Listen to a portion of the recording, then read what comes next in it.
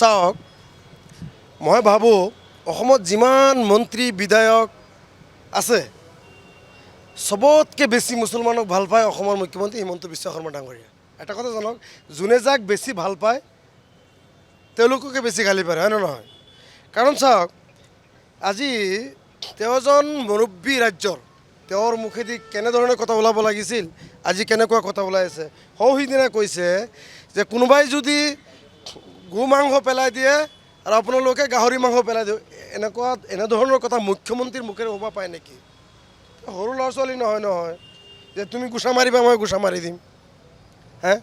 গতিকে একচুৱেলি এনেধৰণৰ মন্তব্যৰ কাৰণে তেওঁৰ ওপৰত অসম পুলিচে নিজাববীয়াকৈ সাম্প্ৰদায়িক মন্তব্যৰ কাৰণে গোচৰ ৰুজু কৰিব লাগিছিল, কিন্তু কৰা নাই। আজি এটা মন্তব্য দিছে, মই চালোঁ, মুখ্যমন্ত্ৰীয়ে কৈছে যে বিজেপি আছে বাবে এটা সম্প্ৰদায় ঠাণ্ডা হৈ আছে। আপুনি কাক দম দেখায় যে এটা সম্প্ৰদায় বিজেপি আছে বুলি ঠাণ্ডা হৈ আছে? আপুনি নাজানে যে সেই বিশেষ সম্প্ৰদায়টো থকাৰ কাৰণে আজি বিজেপি আছে অসমত। সেই সম্প্ৰদায়টো যদি নাথাকিলে হয়, বিজেপি অসমত নাথাকিলে হয়, আজি মুছলমানৰ নাম নোলোৱাকৈ, মিয়াৰ নাম নোলোৱাকৈ, বিশেষ সম্প্ৰদায়ৰ নাম নোলোৱাকৈ বিজেপিয়ে এটা MLA জিকাই দিয়ক, মই চেলেঞ্জ কৰিছোঁ। মুখ্যমন্ত্ৰী ডাঙৰীয়া এজন বিধায়ক বনাই দিয়ক। গতিকে তেওঁ যে কৈছে যে বিশেষ বিজেপি নাথাকিলে বিশেষ সম্প্ৰদায়ে কোৰ্ট কাছাৰী, মিডিয়া, সচিবালয় দখল কৰিলেহেঁতেন, যে বিজেপি যে আজি আহিছে কিমান, যোৱা দুটা টাইমত বিজেপি, স্বাধীনতাৰ পাছত ইমান বছৰ বিজেপি নাই, বিশেষ সম্প্ৰদায়ৰ লোকেতো এইবিলাক দখল কৰা নাই। কোনোবাই শিক্ষা অৰ্জন কৰিব, শিক্ষিত যুৱকে যদি এজন LLB পঢ়ি পেলাই কোৰ্টত যায় চাকৰি পায়, কোনোবাই যদি সচিবালয়ত চাকৰি পায়, কোনোবাই যদি শিক্ষিত যুৱক এজনে সাংবাদিক বনে, তাত আপোনাৰ আপত্তি কি? মই মুখ্যমন্ত্ৰী ডাঙৰীয়াক আহ্বান জনাম, আপুনি অসমৰ মুখ্যমন্ত্ৰী হয়, অসমৰ মুৰব্বী হয়, আপুনি বিশেষ সম্প্ৰদায়ৰো মুখ্যমন্ত্ৰী হয়, আপুনি হিন্দুৰো মুখ্যমন্ত্ৰী হয়, আপুনি খ্ৰীষ্টানৰো মুখ্যমন্ত্ৰী হয়, মুখ্যমন্ত্ৰীৰ দৰে আচাৰ ব্যৱহাৰ হ'ব লাগে, কথা হ'ব লাগে। মই যিমান দূৰ গম পাইছোঁ, এইকেইদিন যিমান নিৰ্বাচন চমু চাপি আহি আছে, হিমন্ত বিশ্ব শৰ্মাই ডাঙৰীয়াই তেওঁ বিজেপিৰ মুখপাত্ৰৰ নিচিনাকৈ কাম কৰি আছে। তেওঁৰ যিটো কথা, যি আচাৰ ব্যৱহাৰবিলাক মানে বিজেপিৰ মুখপাত্ৰৰ নিচিনা হৈ আছে, তেওঁ মুখ্যমন্ত্ৰীৰ আচাৰ ব্যৱহাৰ নিচিনা হোৱা নাই। আৰু এটা কথা মই আজি অলপ আগত দেখিলোঁ নিউজত, যে মুখ্যমন্ত্ৰী ডাঙৰীয়াই কৈ আছে GS ৰোড আৰু খাৰগুলিত ভাড়াঘৰ লৈছে সন্দেহজনক লোকে। কিয় ল'ব? তেওঁ গৃহ বিভাগৰ দায়িত্বত আছে, তেওঁৰ পুলিচ প্ৰশাসন আছে, সন্দেহযুক্ত নাগৰিক আহি পেলাই খাৰগুলি আৰু GS ৰোডত কিয় ভাড়াঘৰ ল'ব পাৰিলে? গতিকে তেওঁ ব্যৰ্থ হৈছে। মই আহ্বান জনাম যে মুখ্যমন্ত্ৰীয়ে গৃহ বিভাগৰ পৰা তেওঁ পদত্যাগ কৰিব লাগে। তেওঁ ব্যৰ্থ হৈছে। আজি চাওক, যেতিয়াই উন্নয়ন কৰিব নোৱাৰে, আজি এটা জনগোষ্ঠীক অমানৱীয়ভাৱে যেনেধৰণৰ উচ্ছেদ অভিযান চলাই আছে, যেতিয়াৰ পৰা হিমন্ত বিশ্ব শৰ্মা চৰকাৰ আহিছে তেতিয়াৰ পৰাই উচ্ছেদ অভিযান আৰম্ভ কৰিছে। আজি উচ্ছেদ কৰক, চৰকাৰী মাটি চৰকাৰে উচ্ছেদ নকৰিব কি আমি কৰিম নেকি? চৰকাৰে কৰিব, উচ্ছেদ কৰিবই লাগিব। কিন্তু তাৰ আগত এই মানুহখিনিক সংস্থাপনটো দিব লাগিব। তেওঁলোক ভাৰতীয় নাগৰিক হয়, তেওঁলোক অসমীয়া হয়, অসমীয়া আৰু ভাৰতীয় নাগৰিকক কিয় সংস্থাপন দিয়া নাই?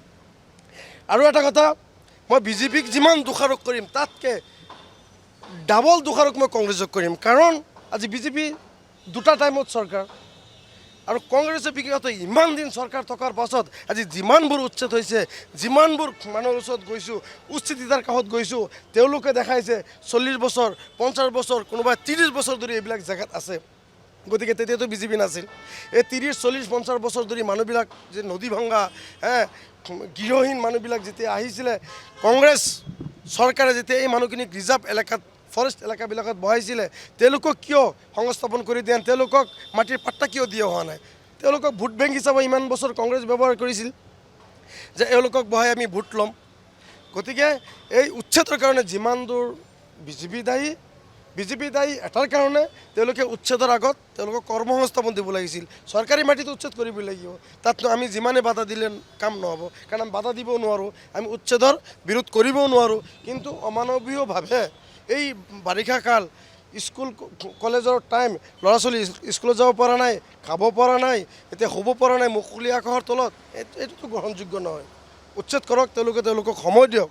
আৰু এই কংগ্ৰেছৰ কিছুমান এই ভণ্ড বিধায়কসকলে মই সেইদিনাখন দেখিছোঁ গৈ পেলাই মিডিয়াৰ আগত তাত গৈ উচ্ছিতিৰ খবৰ লৈ গৈ পেলাই ঘৰিয়ালৰ চকুলো মুচিব গৈছে তাত তেওঁলোকক মই সাৱধান কৰি দিছোঁ যে আপোনালোকে ইমান দিন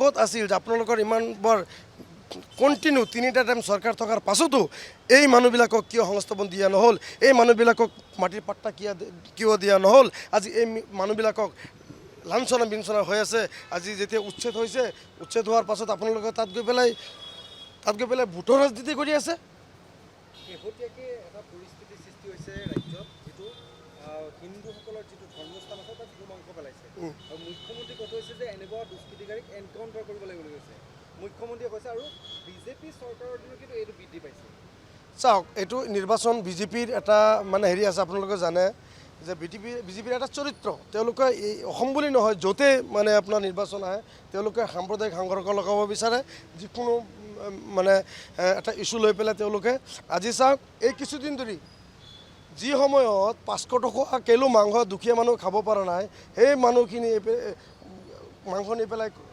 নামঘৰ মন্দিৰ তাত পেলাব নেকি আগতে তেনেকুৱা হৈছিল নেকি আগতেতো আমি কেতিয়াও শুনা নাছিলোঁ যে এনেধৰণৰ মই কওঁ এনেধৰণৰ কোনো যদি দুষ্কৃতি কৰ্ম কৰিছে দোষীক কৰায়ত্ব কৰি দৃষ্টান্তমূলক এনেধৰণৰ শাস্তি দিব লাগে যে পৰৱৰ্তী এনেকুৱা কাম কৰিবলৈ কোনো সাহস নাপায় আৰু মই মুখ্যমন্ত্ৰী ডাঙৰীয়াৰ যিটো ভাষা তেওঁ যেনেধৰণে বিচাৰ কৰিব লাগিছিল তাৰ উল্টা তেওঁ আকৌ আৰু এটা জনগোষ্ঠীক আৰু এটা জাতিক শিকাই দিছে যে কোনোবাই যদি গোমাংস পেলাব আপোনালোকে গাহৰি মাংস দিব এইটো কেনেধৰণৰ কথা এইটো মুখ্যমন্ত্ৰীৰ এনেধৰণৰ কথা হ'ব নাপায় আমি ৰাষ্ট্ৰীয় ওলামা কাউন্সিলৰ পৰা গৰিহণা দিছোঁ মুখ্যমন্ত্ৰী ডাঙৰীয়া এই কথাটো উঠাই ল'ব লাগে যিমান যি নকওক মুখ্যমন্ত্ৰীয়ে কিন্তু সংখ্যালঘু যিসকল ছাত্ৰ ছাত্ৰী আছে তেওঁলোক ডক্টৰ ইঞ্জিনিয়াৰ হৈছে দুগুণ বৃদ্ধি পাইছে ডক্টৰ যিমানে যি নকওক চাওক কোনোবাই পঢ়িব শিকিব আমাক যিমান অত্যাচাৰ কৰিব সংখ্যালঘুক বিশেষ জনগোষ্ঠীটোক যিমান অত্যাচাৰ কৰিব আমাৰ ল'ৰা সিমানেই ইঞ্জিনিয়াৰ হ'ব আমাৰ ল'ৰা সিমানেই ডক্টৰ হ'ব আমাৰ ল'ৰা সিমানেই উচ্চ শিক্ষিত হ'ব গতিকে আমি এই জনগোষ্ঠীটোক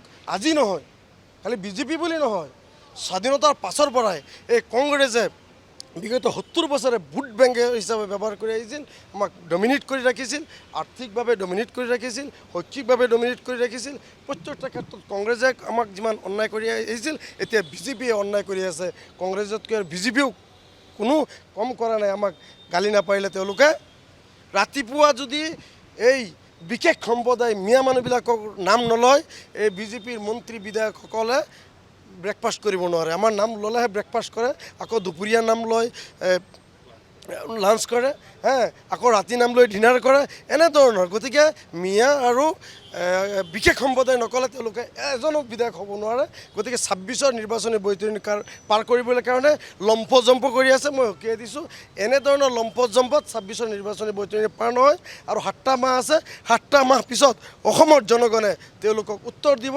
তেওঁলোকে বিগত 5 বছৰত কি কাম কৰিছে কি কাম কৰা নাই এই যিকেইজনে গোমাংস পেলাইছিল তেওঁলোকে বিজেপিত যোগদান কৰিছিল বিজেপি কৰ্মী আপোনালোকে জানে আচলতে সাংবাদিকসকলে কাৰণ সাংবাদিকসকল গণতন্ত্ৰৰ চতুৰ্থ স্তম্ভ তেওঁলোকে প্ৰশ্ন কৰিব লাগে মুখ্যমন্ত্ৰী ডাঙৰীয়া যে য'ত গো মাংস পেলোৱা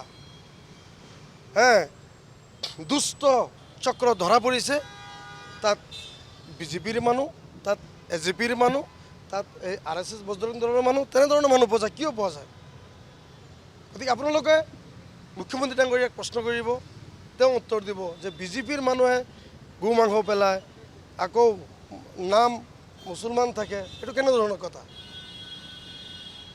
আজি এটা মন্তব্য কৰিছে গৌৰৱ গগৈয়ে হিমন্ত বিশ্ব শৰ্মাৰ ৰাজনৈতিক হিন্দু আৰু গৌৰৱ গগৈ প্ৰকৃত হিন্দু চাওক গৌৰৱ গগৈ ডাঙৰীয়া তেওঁ এটা দলৰ সভাপতি মই এটা দলৰ সভাপতি তেওঁ যদি কৈছে নিশ্চয় কিবা তাত আছে মইতো হেৰি কৰিব নোৱাৰোঁ কাৰণ বিগত কিছুদিন ধৰি অসমৰ মুখ্যমন্ত্ৰী ডাঙৰীয়াৰ যিটো মানে আচাৰ ব্যৱহাৰ যেনেধৰণৰ কথা বতৰা মানে অলপ বেলেগ ধৰণৰ দেখিছোঁ গতিকে গৌৰৱ গগৈ ডাঙৰীয়া যদি কৈছে তাত এই কথাটো একেবাৰে নুই কৰিব নোৱাৰি যিহেতু মুখ্যমন্ত্ৰী ডাঙৰীয়া কংগ্ৰেছৰ পৰা আহিছে আৰু গৌৰৱ গগৈৰ যিজন দেউতা আছিল প্ৰয়াত মুখ্যমন্ত্ৰী তৰুণ গগৈ ডাঙৰীয়াৰ দিনত তেওঁ মন্ত্ৰী আছিল গতিকে মোতকৈ গৌৰৱ গগৈ ডাঙৰীয়াই বেছি জানিব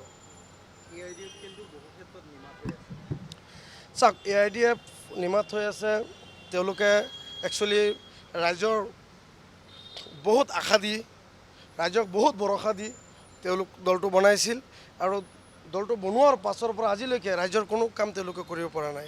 ৰাইজৰ যিটো আশা দিছিল আশা পূৰণ কৰিব পৰা নাই, যাৰ কাৰণে তেওঁলোকে এতিয়া ৰাইজৰ মাজত যাব নোৱাৰে। ৰাইজৰ মাজত তেওঁলোকে আজি এইবাৰ যিটো পঞ্চায়ত নিৰ্বাচনত আপোনালোকে অলৰেডি গম পায়ে যে AUDFৰ ৰিজাল্ট কেনেধৰণৰ হৈছে। গতিকে ৰাইজে তেওঁলোকক এতিয়া মানে বহিষ্কাৰ কৰিছে বুলি ভাবি লওক। ৰাইজে পাহৰি গৈছে AUDF বুলি দল এটা আছিল নে নাই, কাৰণ আজমল চাহাবে আপোনালোকে জানে নাই, আজিকালি ফিল্ডতে নাই। গতিকে AUDFৰ কথা মোক ক'লে লাভ নাই। এইটো শূন্য হ'ব নেকি? AUDF শূন্য হোৱা কথাটো নুই কৰিব নোৱাৰি, কাৰণ আগন্তুক যিটো ঢেউ দেখিছোঁ, কাৰণ পঞ্চায়ত নিৰ্বাচনত যিটো ঢেউ আছিল আৰু বৰ্তমান যি পৰিস্থিতি, বৰ্তমান অসমৰ যি পৰিস্থিতিৰ ওপৰত নিৰ্ভৰ কৰি পেলাই বিকল্প চৰকাৰ এটা হোৱাৰ চান্স আছে। যিকোনো খবৰৰ বাবে যোগাযোগ কৰক 7099017330 লগতে 7099017110 নম্বৰত।